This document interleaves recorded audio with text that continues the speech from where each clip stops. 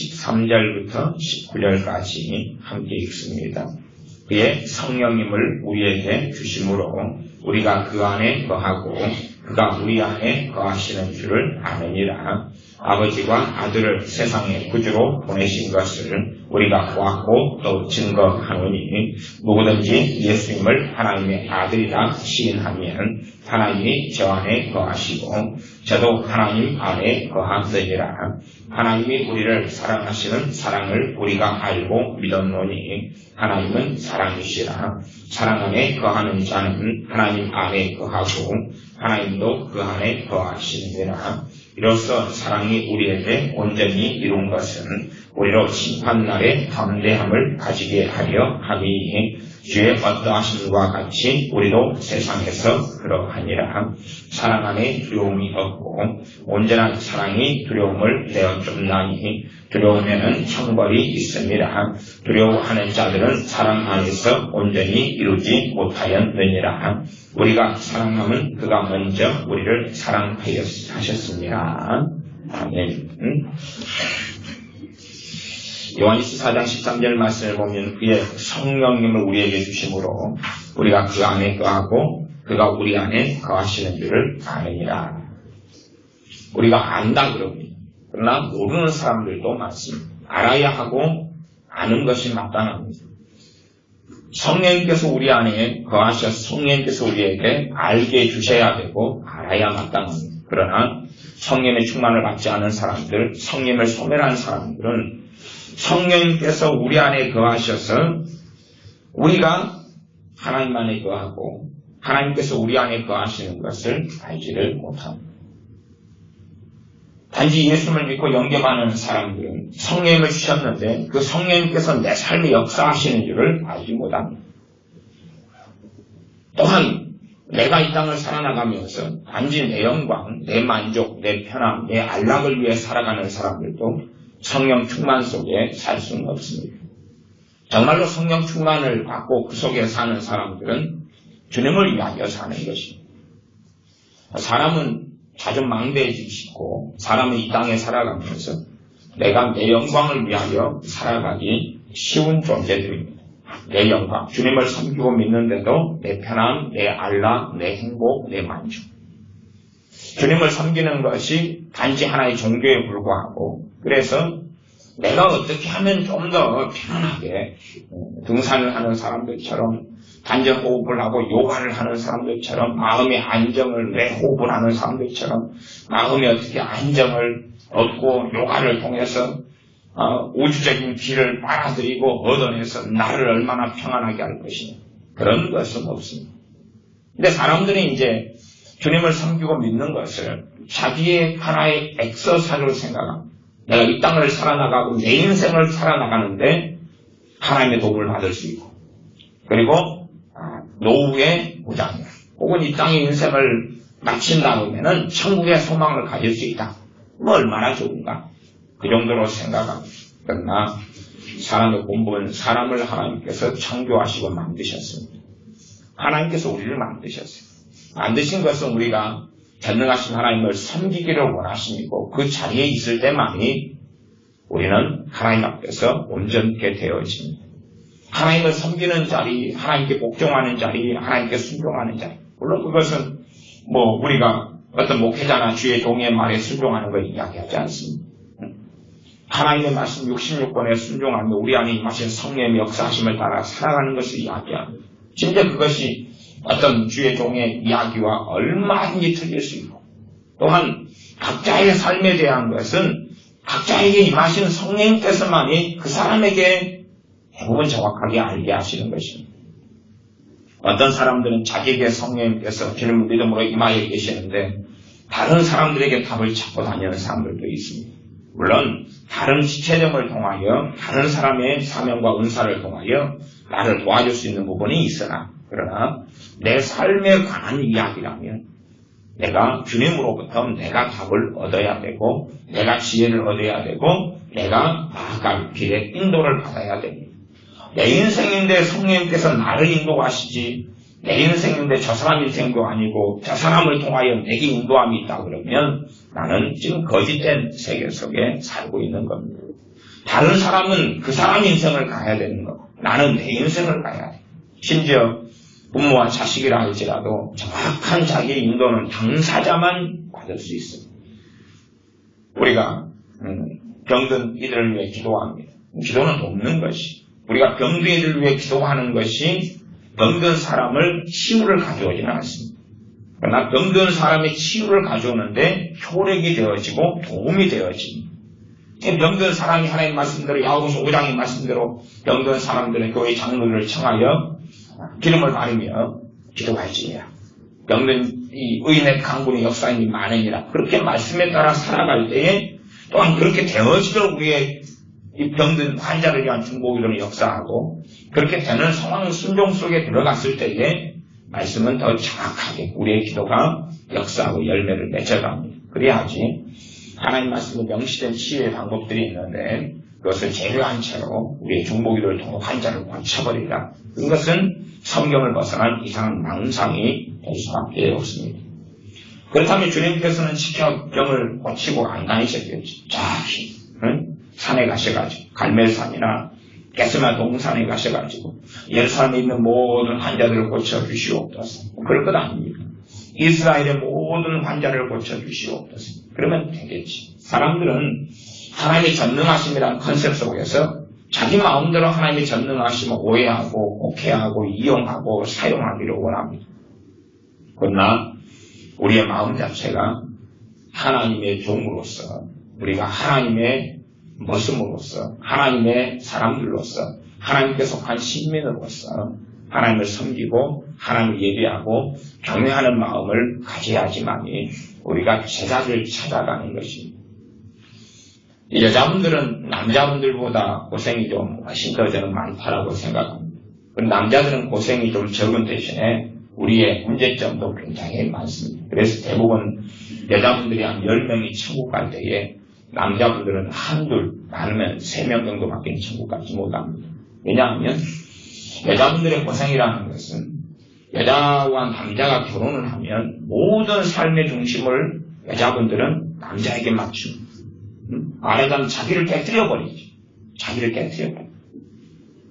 남자도 자기 중심을 가지고 여자도 자기 중심을 가지는데 그런데 둘 다 자기 중심을 가지고 자기 방식대로 가정을 꾸리고 살려다 보면 헤어질 수밖에 없든지 하루하루가 지옥같이 변할 수밖에 없거든요. 그래 대부분은 이제 남자가 깨뜨리는 경우도 있으나 한 80% 이 정도는 여자가 자기를 깨뜨립니다. 깨뜨려서 식성도 남자한테 맞추고 그리고 자녀를 10달이나 배에 넣고 다니면서 자녀가 낳은 다음에 이렇게 저렇게 키우고 양육하고 아이에게 매어서 살게 됩니다. 자기 중심의 삶을 남편이나 아내 자식 중심의 삶으로 바꾸고 또 시어머니나 시아버지가 굉장히 시각적 식구들이 좀 거시기 하다면 거기에 더욱더 맞출 수밖에 없습니다. 시어머니가 몸이 아프다 그러면 얼른 달려가서 병원에 모셔가야 돼요. 그러나 자기 친정엄마는 아프니 말지 연락도 안 하고 그래서 합니다.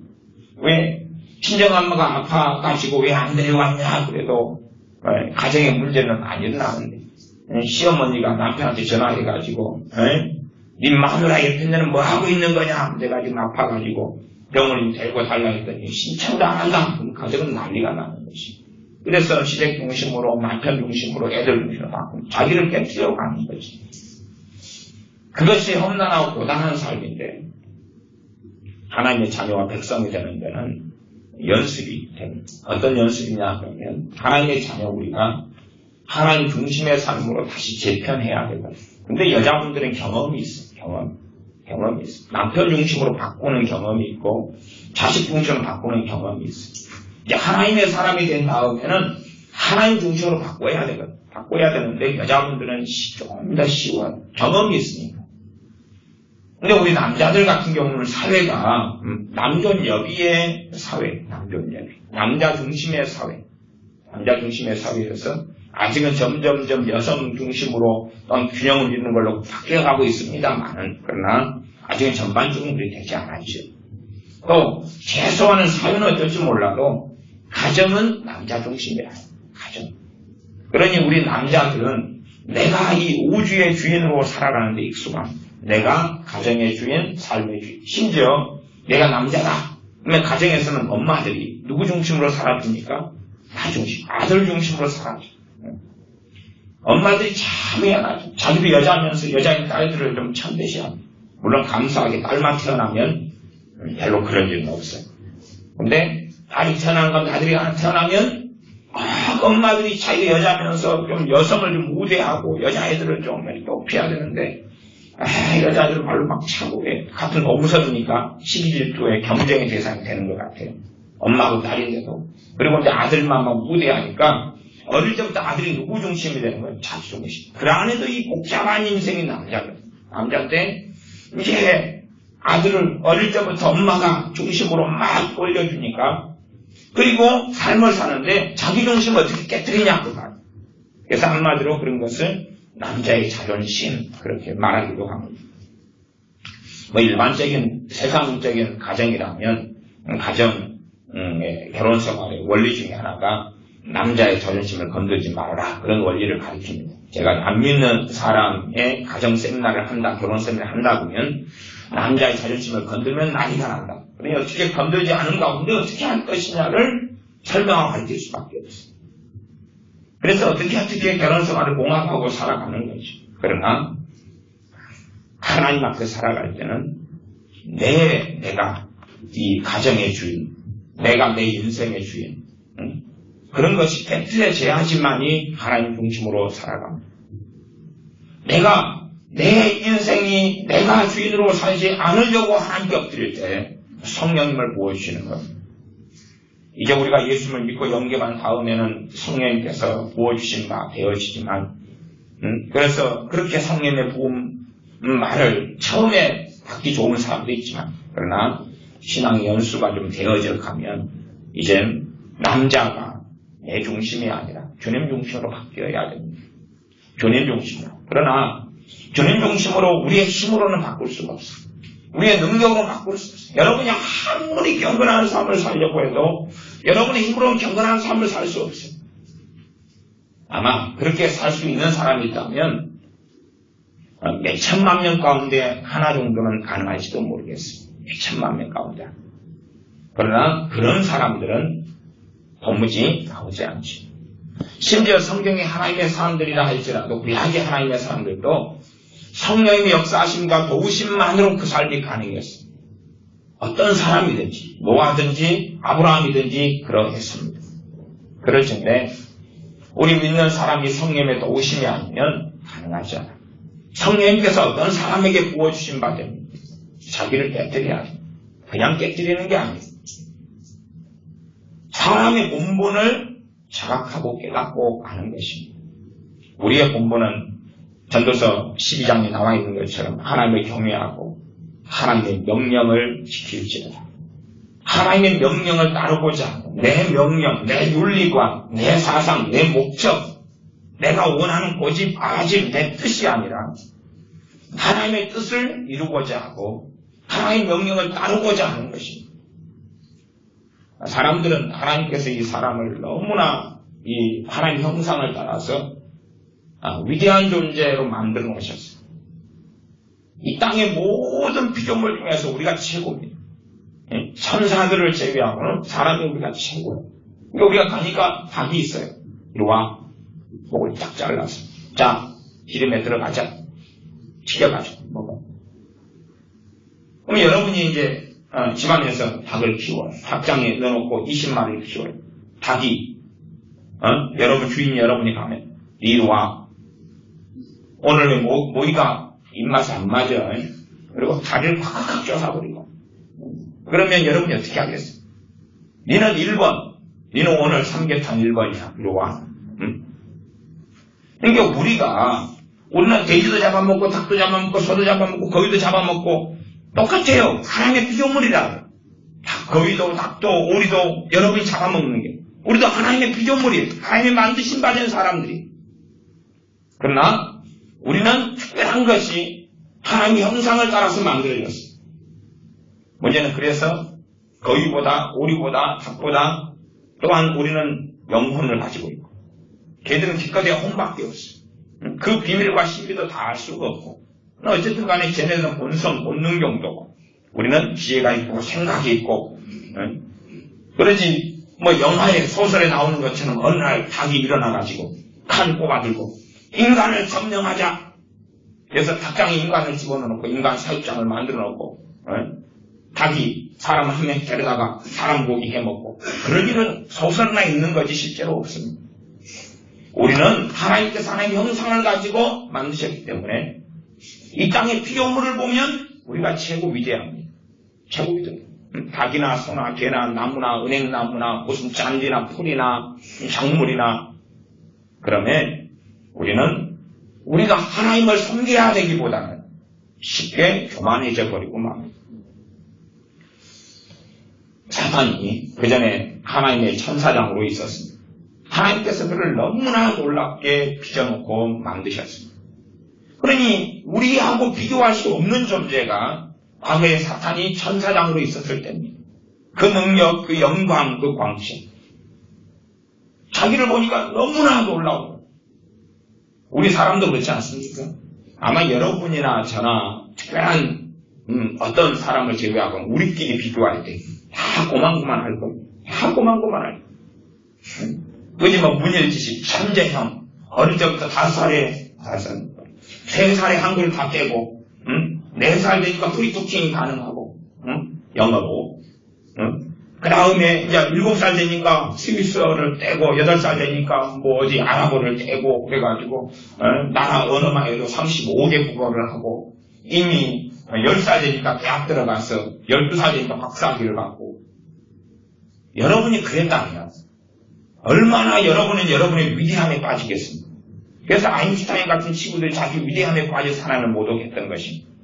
자기가 얼마나 놀랍습니까? 자기를 보니 얼마나 화려하고 자기 스스로에게 영광을 돌릴 만큼 아름답습니다.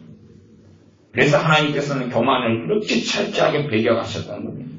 교만은 넘어짐의 피망의 선봉이고, 겸손은 하나님의 은혜의 통로가 되고, 겸손한 자에게는 하나님께서 은혜를 주신다고 말씀하십니다. 근데 우리가 어떤 면에서는 천덕꾸러기를 좀 부르시고, 오늘 전서 말씀대로 가난한 자, 비천한 자, 없는 자, 멸시받는 자, 몸과 좋지 않은 자를 불러주시는 것이죠. 너희는 좀 너희 상황과 처지 때문에 너희끼리 두루두루 모여 살지만 그 가운데 너희들 수준이 좀 레벨이 떨어지잖아. 그래 너희들은 겸손을 알 줄 알고, 너희들은 하나님의 은혜가 뭔지, 그 사랑이 뭔지를 알 줄로 알았다. 이게 우리 남자들은 가정에 들어가면 우리 남자가 지금 없지 않습니다. 다 내 중심이지 않습니다. 그러니 내 자신이 통치자가 되고 지배자가 되고 하나님의 청지기가 되어져서 가정을 꾸리고 사는 것이 아니라, 내가 스스로 가정에서만은 자존망대해지고 올라가고 싶어져. 남자에서는 직장에서 남자 상사도 있고 그러지만 가정에서만큼은 내가 왕이다.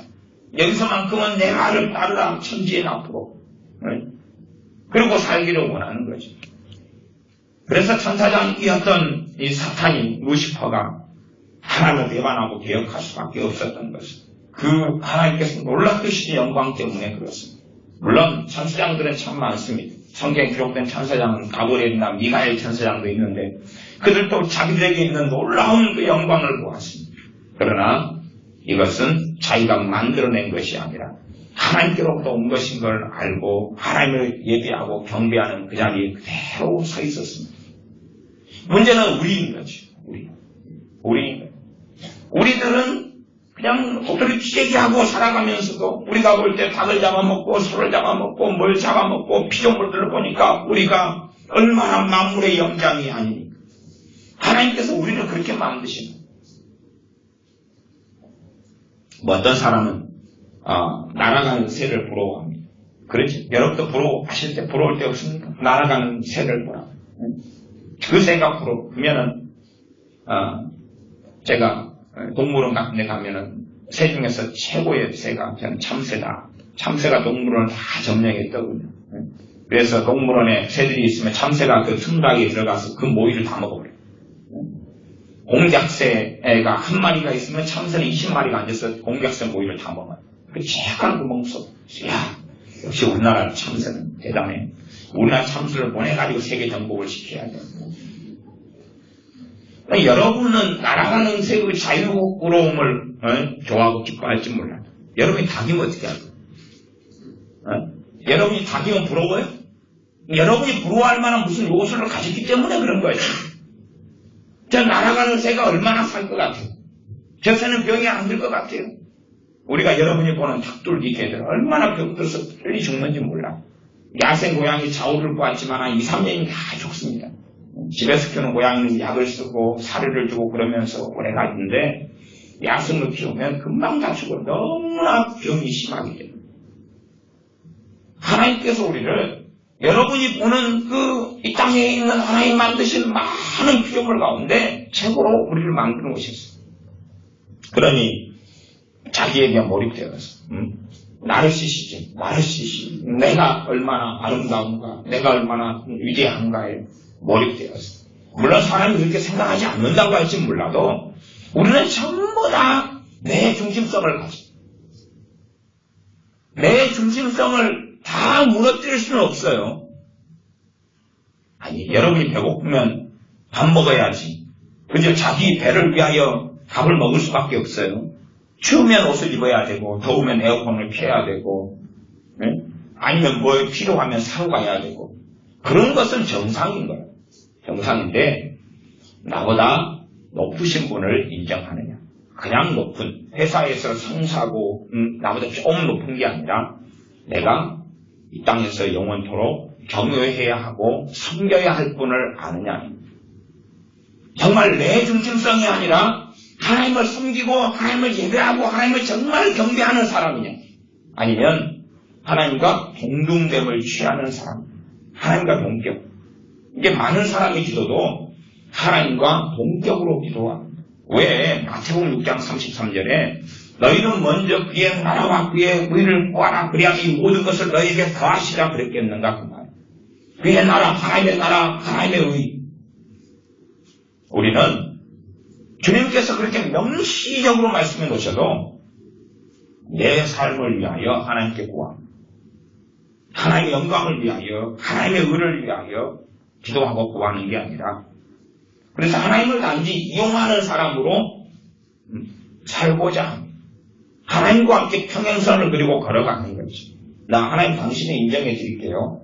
그러니까 내가 지금 기도하니까 필요한 것을 당신께서는 좀 채워놓으셔야 돼요. 즉각 좀 빨리빨리 좀 채워놓으셔야 돼요. 그렇게 하나님과 동등한 존재로 계속하여 살아나가는 많은 사람들이 있습니다. 구약의 이스라엘 백성이 그랬습니다. 하나님께서 출애굽을 노예에서 해방시켜 주셨어요. 하나님의 언약 백성으로 만들어 주셨어요. 많은 기적들을 행하셨어요. 그들이 원하는 대로 하나님을 움직이기를 원했어요. 이스라엘 백성은 자기 스타일대로 자기 생각대로 하나님이 움직여주기를 원했어요. 근데 하나님은 그렇게 안 따라주시거든요. 그게 문제인 거예요. 하나님은 타협하지 않으시지. 자기들은 하나님에 대해 계속하여 섬기려 하지. 하나님 원망하고 대적하고 하나님께 바로 싸우기는 그러니까 하나님의 종인 모세를 때마다 돌로 쳐서 죽여버리기를 원했지. 하나님께서 모세를 통해 역사하시니까 모세만 죽여버리면 우리는 혼인일체가 돼가지고 하나님 말씀 듣지 말자. 응? 모세 저놈만 죽여버리면 하나님이 뭐라고 해야지. 응? 하나님이 뭐 하고 싶어도 우리 자신을 하나님께 내어드리지 않는데 하나님이 어떻게 할 거야? 모세 하나 끝장내버리면 아론이든 미리암이든 해가지고 하나님 뜻하고는 다르게 살아갈 때들이 더 문제가 많은 사람들로 드러날 때가 있어. 그러니 이스라엘의 지도자들이 오히려 앞장서 오라 다 지도자. 우리 위로 한다면 시장 같은 그런 아주 파워풀한 무력의 아주 이름난 우두머리들이 그런 사람들이 앞장서 가지고 오히려 자기의 뜻대로 하나님을 조종하려고 해요. 우리가 세력을 규합했으니까 하나님은 말을 듣지 않겠네요. 바벨탑을 쌓은 이유도 그런 거예요.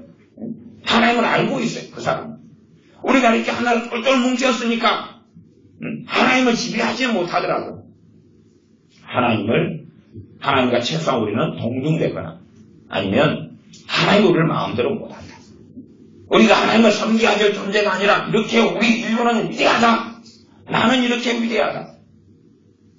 그래서 이 성령 충만을 믿는 사람이 잘 못 받는 것도 자기 중심성, 하나님을 경배하고 예배하는 그 마음을 가지는 사람들에게 쉽게 성령을 부어주십니다.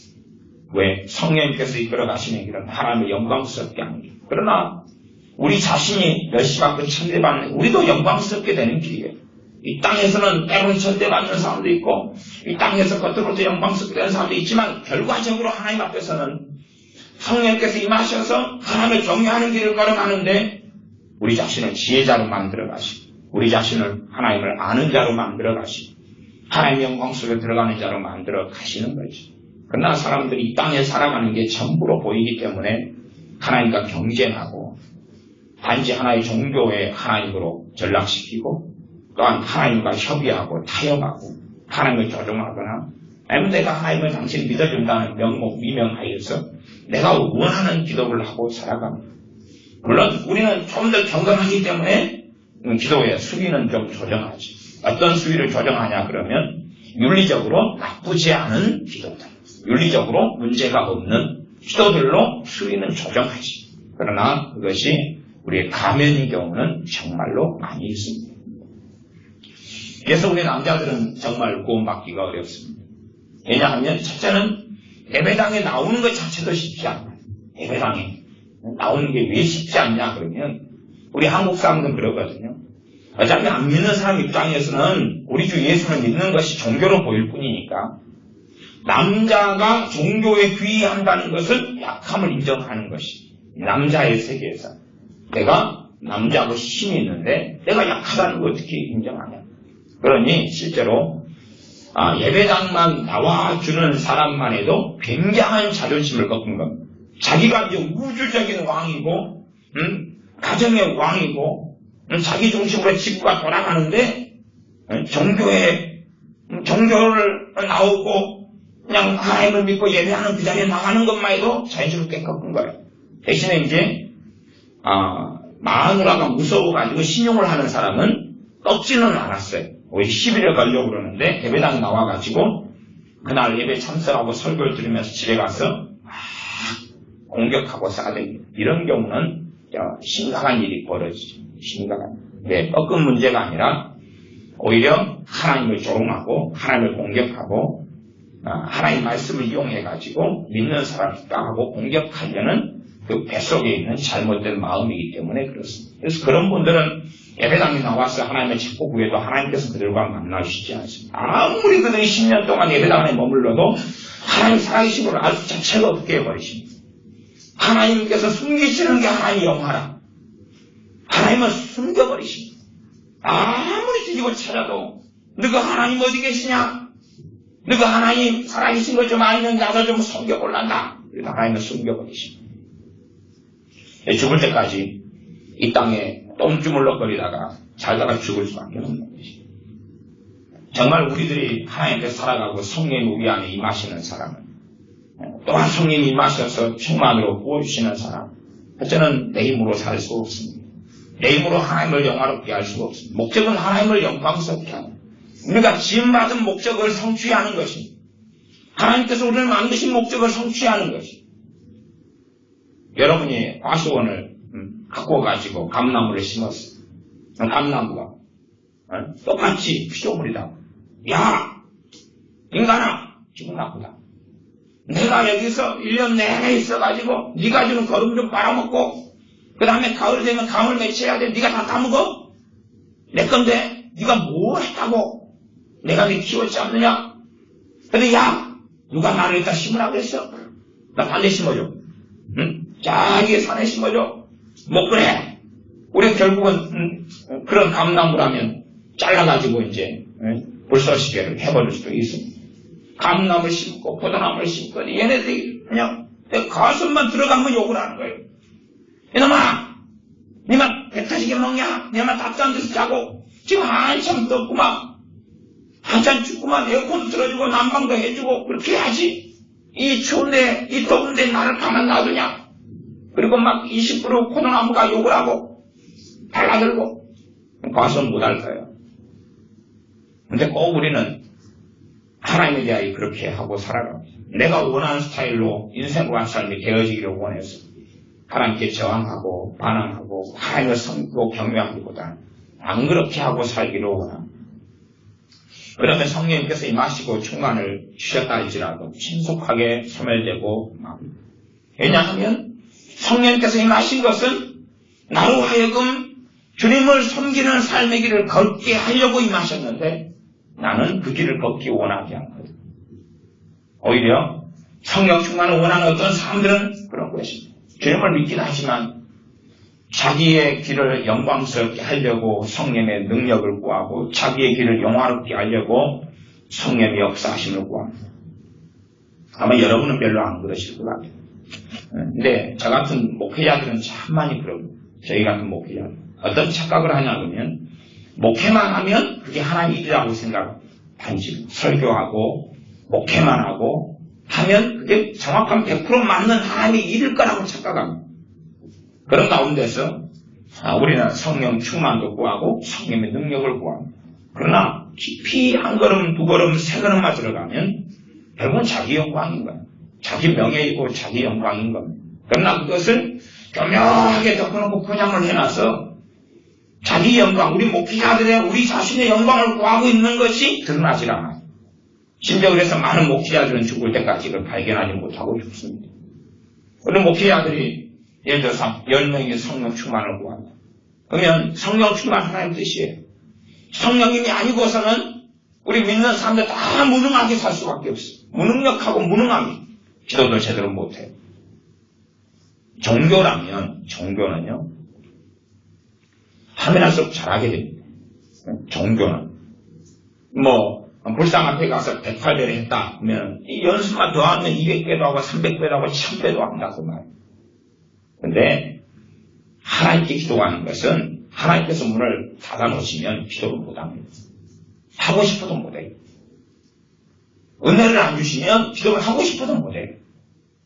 그지 30년 동안 교회 밥을 먹고 30년 동안 예배를 드리고 30년 동안 찬양하고 봉성을 불렀기 때문에 30년이라는 군대로 한다면 짬밥을 가졌기 때문에 내가 기도를 너무 잘해요. 30년간 주일날 빠지지 않고 다녔기 때문에 그건 말이 안 되는 이야기입니다. 왜냐하면 주님을 섬기는 것은 종교가 아니기 때문에 생명이기 때문에 연수로서 절대 기도를 잘하게 될 수 없습니다.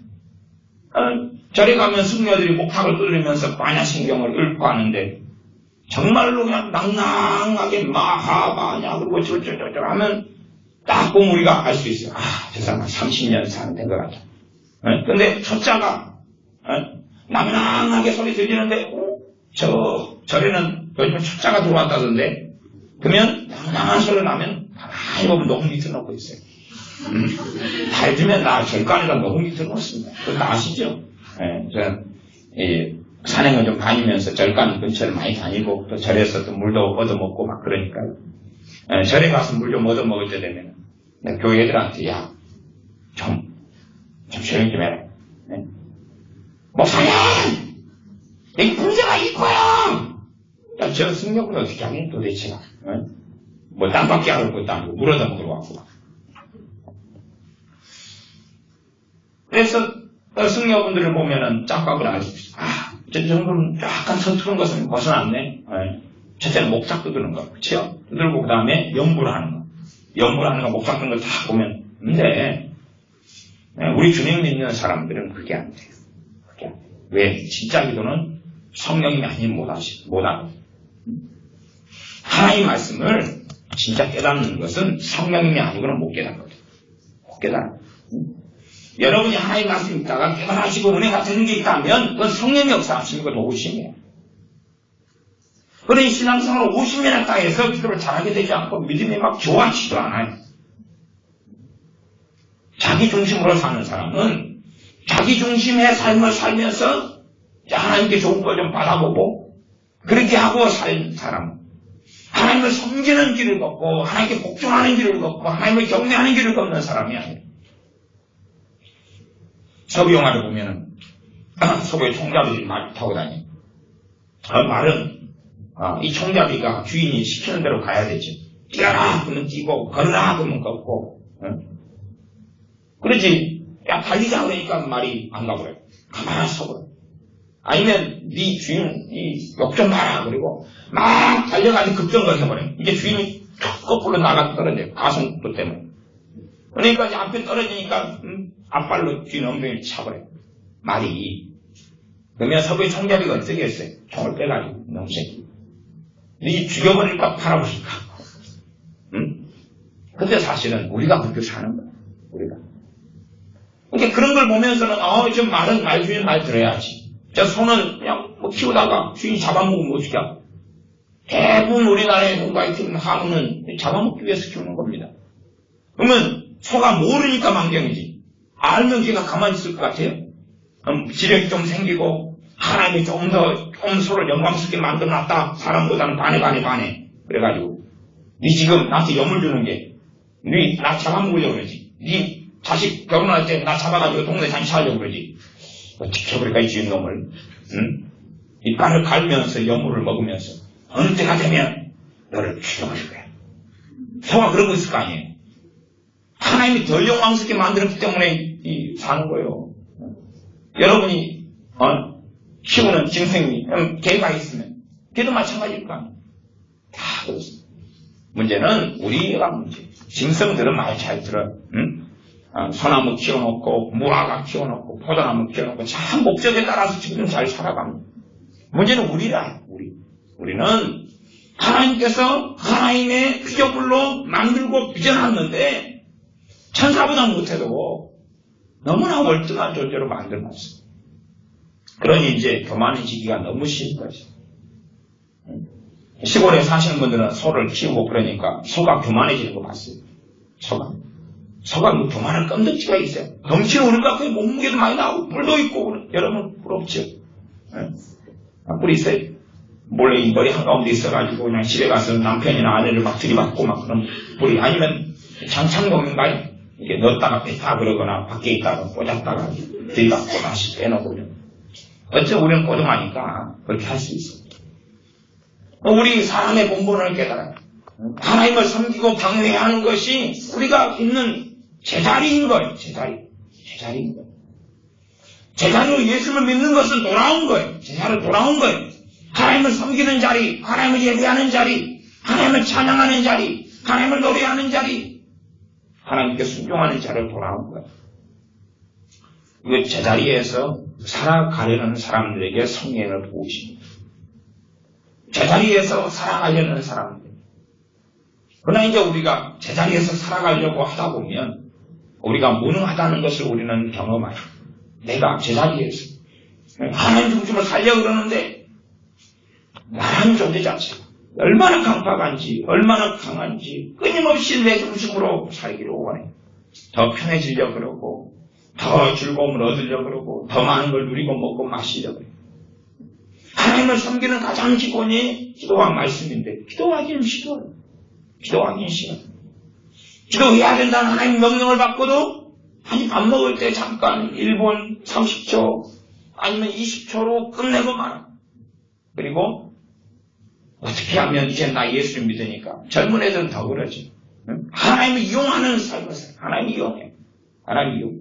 나 예수님만 믿잖아요.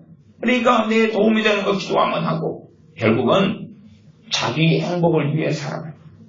그러나 믿는 사람이 그런 삶을 살면 이것도 저것도 얻지 못합니다. 세상 사람이 자기 행복을 위해 살아가면 그 행복을 얻을 수 있어요.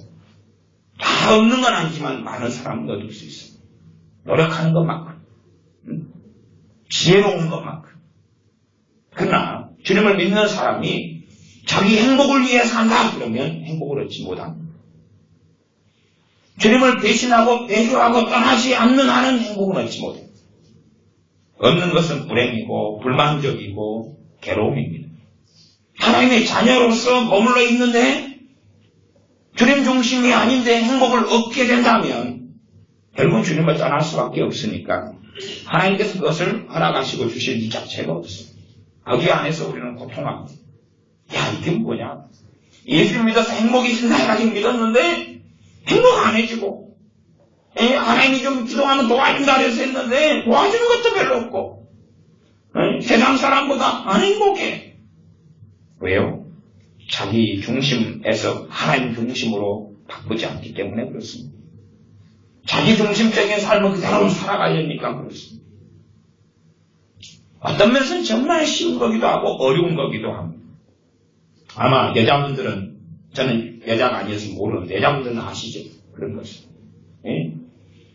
그냥 남편 중심으로 확 바꿔버리면 그때부터는 편해지고 수월해질 어떤 지점이 있잖아. 물론 남편이 이제 뭐 어떻게 어떤 사람이냐, 전문용어로 좀 꼬라지가 어떠냐, 뭐 저쩌냐, 좀 다르긴 하지만, 남편이 어느 때 여러분이 그 싸우는 자기하고 싸움이죠. 자기하고 싸움의 진통을 끝내버리고 그냥 확 바꿔버리면 그때부터 굉장히 편안한, 똑같이 어제와 오늘이 같은 날인데 같은 옷 입고 같은 밥 먹는데 훨씬 더 쉼과 안식이 오는 것을 경험한 여자분들은 아마 있을 겁니다.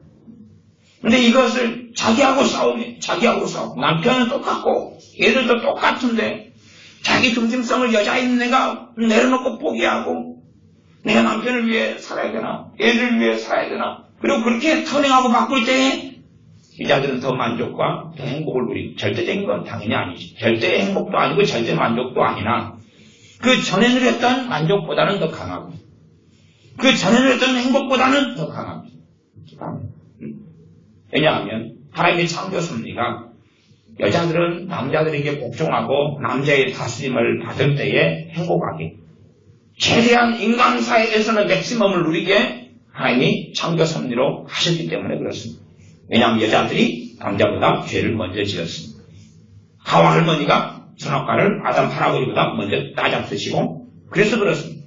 나중에 천국에 가서 하와 할머니 머리 비댕을 잡고 흔드시던 것은 여자분들 여러분의 마음입니다. 그러나 이제 우리 남자들은 하와 할머니 너무 잘했어요. 우리 아담 할아버지가 먼저 잡수셨다면, 그러면은 러시아나 어느 나라처럼 여자가 남자를 지배하는 구도 속에서 이 전 세계가 살아왔을지도 몰라요. 하와 할머니 화이팅 그래야 될지도 몰라요. 어쨌든 하와가 먼저 범죄했기 때문에 여자는 그에 대한 심판으로 창세기에 보면 남자들을 사모하고 기다리고 다스림을 받으라. 그것 때문에 남자들은 더 문제가 생기기도 하죠. 당연하게. 그래서 남자들이 여자들보다 구원받는 사람들이 굉장히 드문. 또한 지금 영접하고 믿어도 이 자기 중심으로 가정도 돌아가고 삶도 돌아가고 하기 때문에 깨뜨리는 것이 너무 어려워요. 너무 어려워요. 자기 중심을 깨뜨리는 것이 너무 어려워요. 그래서 하나님의 사람들 가운데 남자들은 극단적인 경우들이 많이 생깁니다. 극단적인 경우.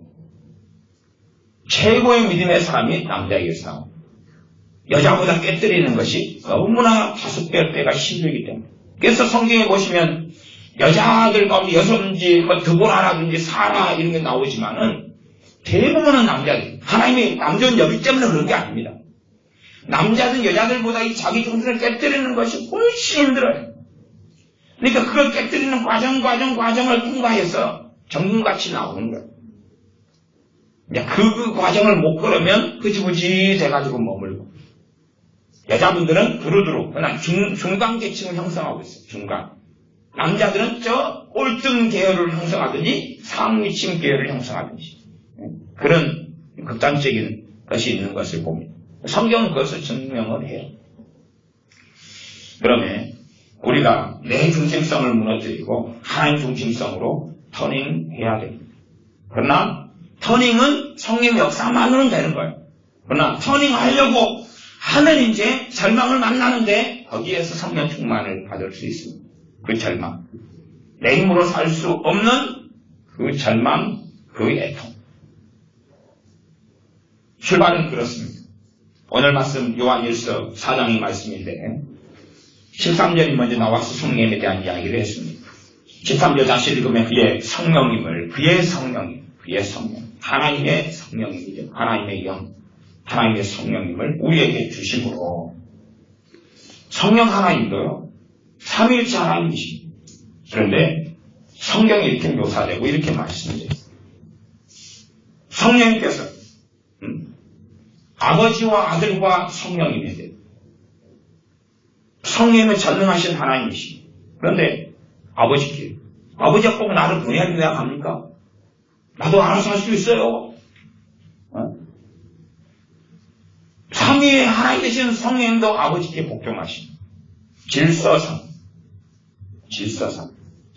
우리 아들 되시는 주님께서는 아버지께로부터 보내심을 받습니다.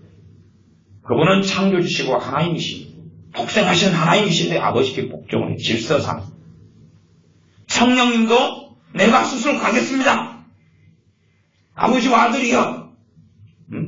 내가 무능한 이가 아니지 않습니다. 내가 바로 우리는 그 신비를 다 이해하지 못합니다. 하나님은 한 분 하나님이신데 삼위의 하나님이신 것 아버지와 아들과 성령으로 대신 하나님이시라는 것을 우리는 어떻게든지 간에 이해할 수 없습니다. 아마 메뚜기가 우리를 이해하는 것이 천만 배가 빠를 겁니다. 메뚜기가. 당신은 부부싸움했지. 지나가는 메뚜기가 얼굴이 좀 시무룩하네. 알아맞혀볼까? 뭐 때문에 얼굴이 시무룩한지? 메뚜기가 다 알아맞히는 것이 천만 배가 빠른 거예요. 우리가 하나님을 조금이라도 이해하고 알게 되는 거예요. 나아가서 삼위일체 하나님의 신비를 이해하고 아는 것이 바로 성령 하나님께서 보내심을 받습니다. 놀랍죠. 그의 성령은 우리에게 뭐 하심으로? 주심으로. 성령님께서 내가 스스로 임하겠습니다가 주님께서 내가 가면 아버지께로부터 성령님을 너희에게 보내겠다. 그리고 성령님을 주셨다. 성령님은 살아계신 하나님 아닙니다. 성령 하나님 무능력하신 것도 아니고 뜻과 감정과 생각과 인격이 없으신 게 아니라 하나님이십니다. 성령 하나님은 우리 안에 임하셨는데 이분이 순종하시고 복종하셔서 우리에게 하나님 되심에도 불구하고 보내심을 받았어요. 지금도 마찬가지였습니다. 그런 근본 하나님의 본체시나 하나님과 동등됨을 취할 것을 여기지 아니하시고 자기를 비워 종의 형체를 가졌다고 하나님의 아들 되시며 독생하신 하나님 자신조차도 아버지께 복종하셨어요. 우리는 그걸 배우지 않습니다. 우리는 배우지 않아요. 거룩하신 성령 하나님도 아버지께서 보내시는 것 따라 아버지 하나님의 시간표에 따라서 임하시고 행하셨습니다. 놀라운 이야기가 그래서 되어져 있죠. 이에 성령이 우리에게 주심으로. 그래서 사람들은 성령 하나님을 물건처럼 하나님 능력처럼 착각하는 일도 많이 벌어집니다. 왜? 성령 하나님의 자유의지가 별로 나와 있지 않게끔 보이거든요. 그러나 성령을 근심케 하지 마라. 우리 주님께서는 성령을 모독하는 자, 성령을 해방하는 자는 절대 오는 세상이라 용서받지 못한다 하고 얼마나 성령을 나를 부인하면 용서는 받을 수 있다. 네, 성령을 해방하면 끝장이야. 그 거룩하신 그분을 해방하면 끝장이야 라고 경고하신 주님의 말씀을 들을 때에 얼마나 성령 하나님의 영광이 아버지 영광, 아들의 영광과 동일한지는 우리가 알 수 있습니다. 그의 성령을 우리에게 주심으로 우리가 그 안에 거하고 그가 우리 안에 거하시는 줄을 아느니라. 성령님으로 인하여서 그 안에 하나님입니다. 우리가 하나님 안에 거하고 하나님 우리 안에 거하는 것을 아는 것은 누구 때문에요? 성령 때문에. 성령 충만을 받으면 그걸 더 정확히 알고 반을 까먹으면 반만 알고 다 까먹으면 모르게 돼요. 그래서 이제 외로운 거지. 하나님 어디 계시지? 하나님 어디 계셔? 나 이렇게 힘든데 왜 나를 안 돌보시지? 성령님으로 인하여서 우리가 하나님 안에 하나님 우리 안에 있는 것을 우리가 압니다. 그건 이론적인 이야기가 아니라 실제적인 이야기입니다. 그러므로 여러분이 현재의 삶 속에 저도 마찬가지고 하나님께서 우리 안에 계시는 것 임마누엘 하셔서 함께 하시는 것을 누리고 살지 않는다면 성령은 부어주셨으나 그 충만을 받지 못한 거나 그 충만을 소멸해버린 것입니다. 다시 성령 충만을 받아야지만이 신자다운 삶, 그리스도인다운 삶을 살 수 있습니다. 성령 충만을 다른 말로 그렇게 표현합니다. 주님과 함께 동행하는 삶. 성령 충만이 아니면 주님과 함께 동행하는 삶을 살 수 없습니다. 그래서 믿는 사람이 성령 충만을 받은 다음에 자기가 강해지고 자기 정욕이 세지고 자기 중심성이 강해지고 등등 하면서 성령 충만을 소멸하고 그럴 때 다시 우리는 되어지는 많은 삶이 되어지지 않는 것을 보게 됩니다. 그전에 기도도 쉽게 되었다. 기도가 다시 안 되는 거예요. 말씀이 너무 달고 즐거웠다가 말씀이 안 즐거워지면 예배 드리는 것이 너무 사모가 됩니다. 목회자의 문제 이전에 하나님 만나는 것이 예배고 하나님을 경외하는 것이 예배이기 때문에 예배 시간이 너무 기다려집니다. 토요일부터 설레이고 금요일부터 설레이는 거예요. 주님을 만나는 것입니다. 주님을 예배하는, 나를 위해 생명을 주신 주님을 예배하며 그 아들을 보내셔서 나를 구원하신 전능하신 하나님, 아버지 되신 하나님을 예배하는 거기 때문에. 그러나 그것이 없어져요. 성령 역사가 소멸돼가고 사라져갈수록 말씀을 읽기도 싫고 듣기도 싫고 예배드리며 그냥 아이고 언제 좀 끝나나 그냥 지겹다 그리고 있고 찬양할 때도 그냥 맹맹하고 그 찬양하는 가사에 내 마음이 합치가 되지 않아요. 동의가 되어져서 정말 그렇군요. 찬양하다가 은혜 받고 찬양하다가 주님 만나고 찬양하다가 그래서 좀 성령 충만을 좀 어느 정도 좀 까먹어도 가지고 있는 사람들은 빨리 채우기가 쉬워요. 찬양하다가도 채워져요. 찬양 가사에 아멘하고 합치가 되면 다시 성령 충만을 받아요. 찬양하다가. 그러면 그전보다 어제보다 또 찬양하기 전보다 더 기뻐져요. 그러나 제가 성령 충만은 중장기적인 거라고 말씀드렸어요. 성령 충만은 중장기적인 것은 길게 간다고 말해요. 길게 가요. 어떤 면에서는 여러분이 절망 속에 하루에 들어갔는데 전혀 기도도 안 했는데 다음날에 회복되어 있으면 지금 성령 충만한 상태예요. 대신에 굴복을 많이 타고 있는 중인 거예요. 굴복을 많이 타고 있는 중이에요.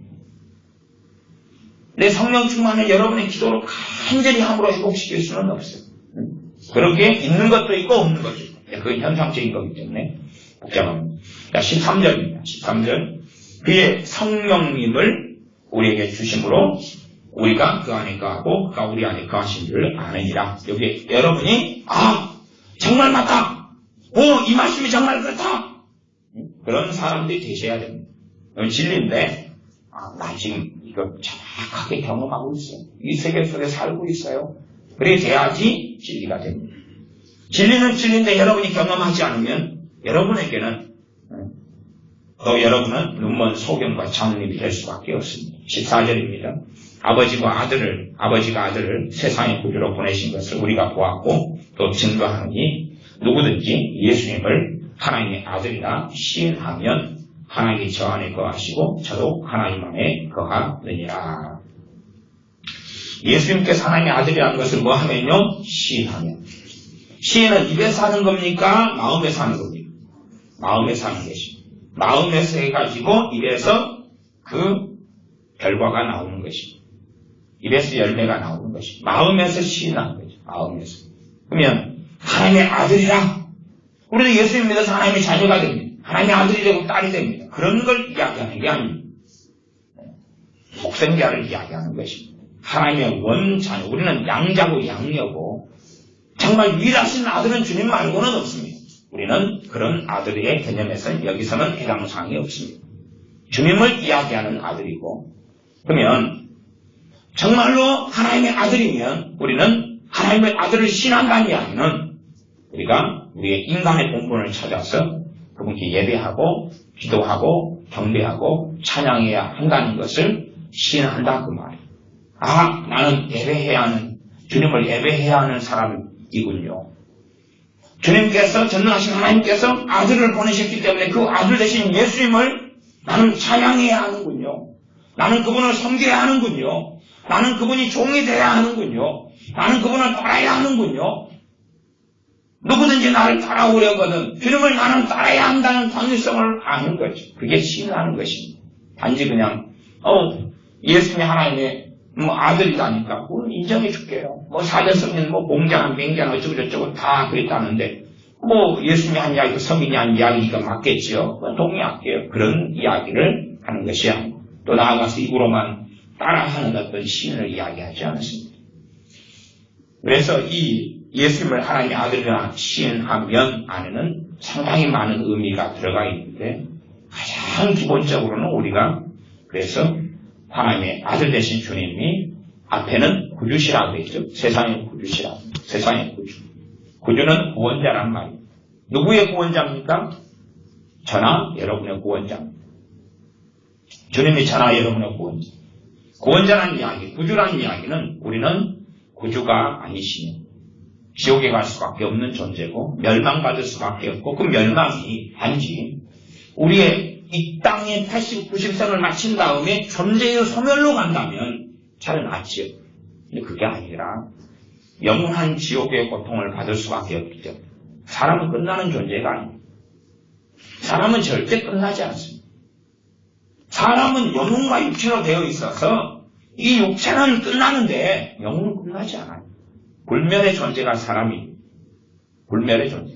우리는 영원한 존재, 존재 자체가 영원한 존재. 그걸 사람이 이해 못하면 끔찍합니다.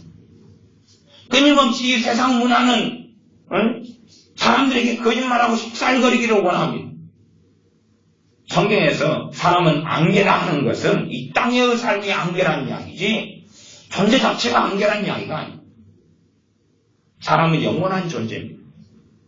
이 영혼을 어떻게 할 것이냐의 문제, 이 육신의 문제가 아니라 그러니 영원히 지옥 속에서 내 영혼이 지옥 속에서 영원하게 고통받는 그거에서 죄로 인하여 고통받을 수밖에 없는 그거에서 건져주시는 구주가 필요가 합니다. 그러면 우리 주 예수님께서 우리의 구주시다, 구원자시다. 그러면 그것을 믿고 아는 사람은 감사하기 시작하고 찬양하기 시작합니다. 그러나 아이고 나는 이 정도면 괜찮게 살아왔잖아. 나는 당연히 천국 갈 수 있어. 아니면 나는 이 정도면 중간 가는 거 아니야. 아무도 이 땅에서 구원받을 사람은 없습니다. 자기 의로움으로 자기 깨끗함으로 하나님께 살 사람 자체가 없습니다. 그러면 주님께서 내 구원자가 되신 이 땅에 살면서 여러분이 그냥 어떤 보증이 필요하다. 보증이 여러분의 신원보증 같은 거 그런 것들 누가 해줘야지 많이 어떤 직장을 들어간다. 그러면 아무리 사람을 채워도 보증을 안 해줄 때 누가 내가 이 사람 신원보증을 하겠습니다. 그 회계나 이런 거 있잖아요. 그런 거 할 때는 그거 요구하는 회사들이 있더라고요. 돈을 이렇게 다루고 이런 병리라든지 보증을 해준다. 그래 직장에 들어갔다. 그러면 얼마나 감사하겠습니까? 아무도 자기 보증인이 안 되잖아요. 저도 예전에 군대에 가기 전에 외국에 나갈 일이 있어가지고 나갈 때 군대를 안 갔기 때문에 해외 도피하는 위험성이 있다고 보증인을 세우라 그러더라고요. 보증인 2명을 세워야지 군대 가기 전에 남자는 외국에 나갈 수가 있습니다. 근데 보증인을 세워가지고 이제 서류를 가져갔는데 안 된다는 거예요. 그래서 왜 안 되냐 그랬더니 재산세가 일정액 이상이 나와야지만 보증인의 부실을 가능하다고 하더라고요. 그래서 이제 부자들을 찾아다녔어요. 어지간한 사람 재산세가 이렇게 안 나오는 거예요. 그래서 재산세가 있는 사람들 가서 이제 내 보증이 좀 내가 선교로 여행을 가는데 군대를 안 가서 좀 보증인을 좀 대달라고 그러니까 그래가지고 보증인을 2사람을 받아서 재산세를 이 재산세 영수증을 떼가지고 가야 돼. 그 사람하고 함께 서류를 제출해야 되더라고요. 근데 그런 세상적인 어떤 것도 우리는 감사할 수밖에 없는데 우리 자신이 멸망을 당해야 되는데 주님께서 우리의 구주가 되셨다는 것에서 여러분이 그냥 식상해져 버린다면 죄가 식상해져 버린다면 우리는 그때부터 성령의 역사하심을 소멸해버리는 사람이고 이상피되는 사람이 될 수밖에 없습니다. 그러면 주님께서 구주시다는 것이 당연한 걸로 생각하는 것은 심각한 병이 들어와 버린 것입니다. 주님께서 저나 여러분의 구주 되셨다. 주님의 구주가 되시는 건 주님의 선택이에요.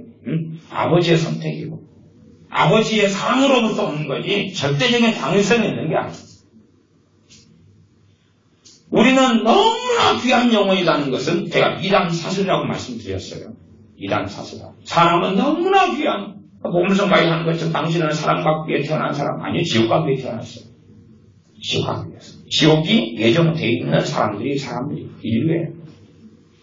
근데 사랑받기 위해 태어났으면 그래서 신앙소리 같은 거 보면은 지구상의 인구가 단 한 명이 나밖에 없어도 주님은 나를 위해 죽었을 것이다. 미친 소리 하고 있는 거예요. 절대 안 죽으십니다. 절대 안 죽으십니다. 자기가 당연하게 구원받아야 될 것처럼 생각하는데 어떻게 찬양합니까? 자기는 그만큼 위대하고 아름다운 존재고 주님이 십자가에 죽어야 될 존재인데 당신은 마땅히 예수님 당신 하실 일을 했군요. 잘했어요? 칭찬 하나님께 받으세요? 나를 위해 당신은 반드시 나를 구원했어야 되는 거죠? 잘했어. 그러니까 당연한 겁니다. 우리는 그런 세계 속에 들어가 살아봅니다. 기독교 안에가 교회 안에가 신앙세대가 안에가 너무 가입해요. 천하보다 귀한 영혼이 한 영혼이 천하보다 귀한 이단 사슬이라고 그랬어요. 성경에 그런 구절 없습니다. 성경에 그런 구절. 제가 그 구절을 가지고 그 관련된 구절, 비슷한 구절을 가지고 참 이단 사슬이라고 증명을 2시간 넘게 했습니다. 우리의 영혼이 어떻게 천하보다 귀한? 도대체 이 천하 안에는 지구가 72억 명이 있는데 사람의 목숨은 별것 아니에요. 여러분 일본 모르십니까? 사람을 팔고 살 때 하나님께서 돈 정해놨습니까? 안 정해놨습니까? 돈 정해놨죠. 사람은 그렇게 별 볼일 없어. 하나님 입장에서 은 30개, 은 20개면 끝나는 거예요. 그거 모르세요? 여자는 더 작고 남자는 좀 더 많고 애는 좀 작고 성인은 좀 많고. 그래서 사람을 종으로 팔고 노예로 팔 때 은 30개 정도. 우리 주님은 은 30개 팔리죠. 은 30개 정도면 그냥 넉넉한 거, 넉넉한 거. 사람은 그 정도 무게밖에 없어요. 스스로 자유민주주의 국가에 살면서 스스로 자존망대해져서 나는 위대한 존재고 대단한 존재다 착각할지 몰라도 우리의 무게라는 것은 은 30개 정도예요. 별거 없어요.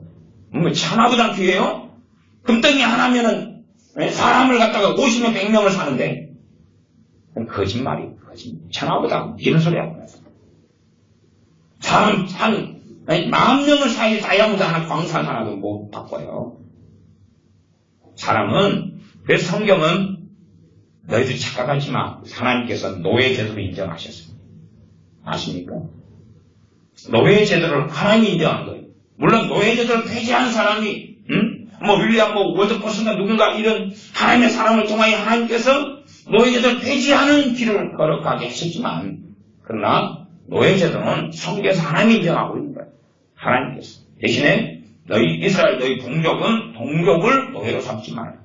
이런 말씀 하시지만 그럼에도 불구하고 노예로 삼을 수밖에 없는 사회적인 것에서 노예법을 어떻게 해야 된다. 그리고 희년 되면은 50년마다 한 번 돌아오는 희년에는 노예를 해방시켜 주거라 하는 등등의 말씀을 하고 계시는 거지. 오직 하면 신약에서도 너희가 종으로 있을 때 부르심 받아 너희가 노예 생활할 때 예수 믿었느냐? 그러면 주인을 상견을 주님 섬기는 것을 섬기라. 대신 너희가 자유민이 될 수 있다면 자유민이 되어라. 사람의 노예 제도를 하나님이 인정하시는 것은 사람은 천하보다 귀하지 않기 때문입니다. 사람의 목숨은 별 가치가 없기 때문에 그렇습니다. 그렇게 가치가 크면 대환란을 일으켜서 천사들을 통해서 어느 때 되면 3분의 1을 다 죽여버리겠습니까? 그렇게 생각하세요. 사람의 영혼이 그렇게 가치가 있으면 아말렉 족속도 다 사람인데 어린아이까지 다 진멸시켜버리시겠습니까? 여리고성을 돌아가지고 무너뜨려서 전부 다 진멸시켜버립니까? 소돔과 고모라 성을 전부 다 무너뜨리고 멸망시켜버립니까? 대홍수 때 전부 다 쓸어버립니까? 노아와 포함한 8명을 빼놓고는요. 사람들은 그런 가치가 있습니다. 사람은 수혜칠 가치가 없다 그랬어요. 그런 우리를 위해서 주님께서 구주되어 주신 것입니다. 지옥에 당연히 가야 돼요. 당연히 멸망받아야 돼요. 하나님을 찾는 자가 아무도 없다. 그런 우리 때문에 주님께서 당연히 죽어주신 겁니다. 그러면 여러분이 주님을 구주로 믿고 있는 것에서 감사하고 찬양하지 않는다면 어떻게 성령 충만을 받겠습니까? 어떻게 하나님의 영의 성령이 부음받아 되겠습니까? 주님을 영원히 하시려고 성령이 임하셨습니다. 그러므로 최소한 주님을 믿는 사람들이 주님께서 나를 보증하신 거군요. 성령님께서 나를 보증하신 거군요. 성령 우리의 보증이 되셨다. 우리는 오늘도 죄짓고 어제도 죄짓고 그제도 죄짓고 내일도 아마 죄질 거예요. 근데 성령님이 나를 보증하시고 사람 사이에는 보증 서지 말라 그랬어요. 그러면서 우리가 얼마나 못돼 먹고 얼마나 많이 받기. 근데 하나님은 성령을 보내셔서 우리를 보증을 세우시는 거예요. 보증을 세우시는 거예요. 구원받을 하나님의 자녀로 보증을 세우시는 거예요. 그러니까 성령님께서 이 말이 역사하는 사람은 알 수 있어요. 야, 내가 구원받는구나. 내가 하나님의 자녀구나. 성령님께서 그걸 증거하시는 것이 로마서 8장의 말씀이에요. 그러면 주님께서 구주 되시는 것은 당연한 것이 아니에요. 얼마나 놀랍고 얼마나 감사하고 얼마나 찬양하고 얼마나 노래할 일이지 모릅니다. 그러므로 주님이 구주 되시는 것은 그분의 사랑 때문이지. 우리가 이뻐서는 절대 아닙니다. 우리는 이쁨 받을 자격이 없는 사람이고 사랑받을 자격이 없는 사람들입니다. 그러므로 주님께서 구주 되신 것을 감사하고 찬양하고 노래해야 됩니다. 그럴 때만이 마땅합니다. 왜 우리의 자녀들이 부모에게 효도를 안 합니까? 왜 효자가 잘 안 만들어집니까? 그것은 현대 교육의 가장 무서운 맹점 중에 하나입니다. 현대 교육이나 여러분이 자녀를 키울 때에 너는 너무 이뻐라고 키우지. 나르시시즘을 줍니다. 현대 교육은 너희들은 너무나 귀한 존재들이야라고 합니다. 그 교육을 받고 자라면 주님 안 믿습니다. 주님 믿어도 종교에 좀 됐다가 떠납니다. 왜? 자기들은 너무나 귀한 존재. 다시 말하면 부모가 자녀에게 베푸는 건 은혜인데 그 은혜를 당연한 걸로 자녀들은 여기거든. 심지어는 내가 10개를 받아야 되는데 엄마가 아빠가 5개밖에 안 해준다. 5개에 대해서 뭐합니까? 불평하고 불만하죠. 이스라엘 백성이 하나님께서 그랬습니다. 만나만 먹는 것도 감지덕지 해야 되는데 자기들 기준에는 고기까지 맨날 먹어야 됩니다. 그만큼 자기들은 소중하니까. 그래서 광고 나오지 않습니까? 화장품 광고인가요? 나는 나니까, 나는 소중하니까. 그런 현대문화적 가치관이 전부 다 절려들어가요. 그러면 하나님의 은혜도 이제는 성령의 역사도 점점점 사라져버릴 수밖에 없습니다. 자기에게 몰입되어요. 부모는, 엄마는, 아빠는 자식한테 너는 얼마나 위대하고 아름답고 귀하고 이걸 띄워주니까 자식이 예수 믿는 나라도 하나님과 주님과 동등한 자리에 들어가지. 뭐 어떻게 섬기겠어요? 예배하겠습니까? 자기는 사랑받을 만한 당연한 자. 당연한 자를 주님의 구주가 되어주셨으니 당연한 이야기. 대신 거꾸로 주님 당신이 내 구주가 되어주셨는데 할 일도 많은 거 몰라요? 당신이 나의 구주 되어주신 것은 100개 할 일 가운데 안 되니까 나머지 99개를 하시오. 왜 그렇게 깨어름을 피우시오? 그런 입장이 되는 거예요. 현대 문화적 가치관도 사람을 끊임없이 높이고 끊임없이 끄지고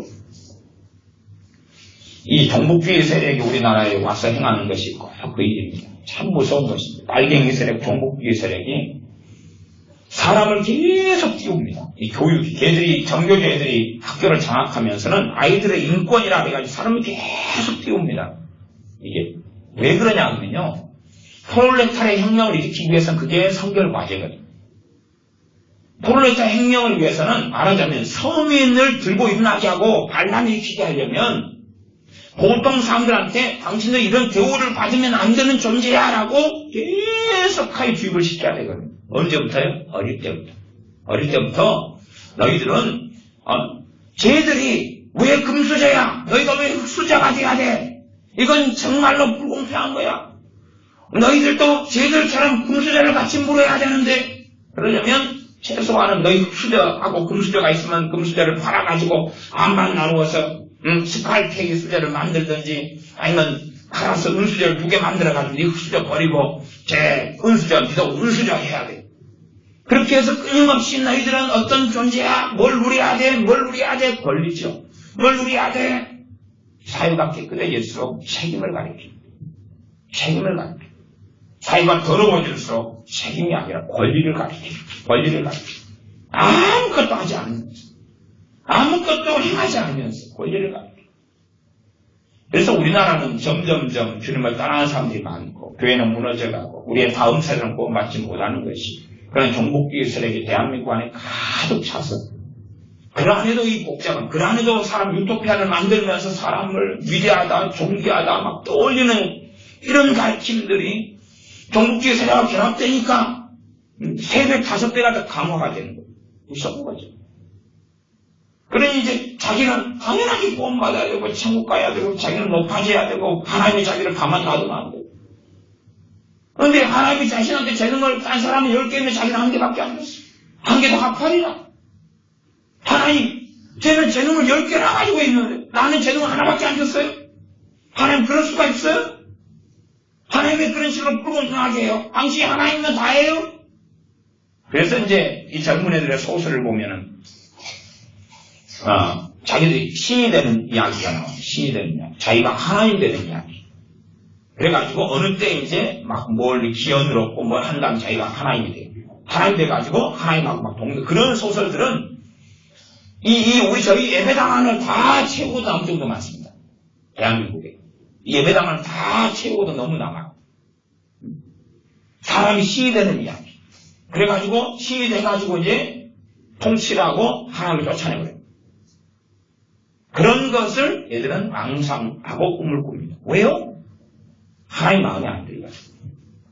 자기가 생각하는 하나님은 마음에 안 들어요. 자기 지혜, 자기 명철, 자기 생각이 훨씬 월등하다고 믿고 최소한은 자기가 볼 때 하나님 불공평하거든.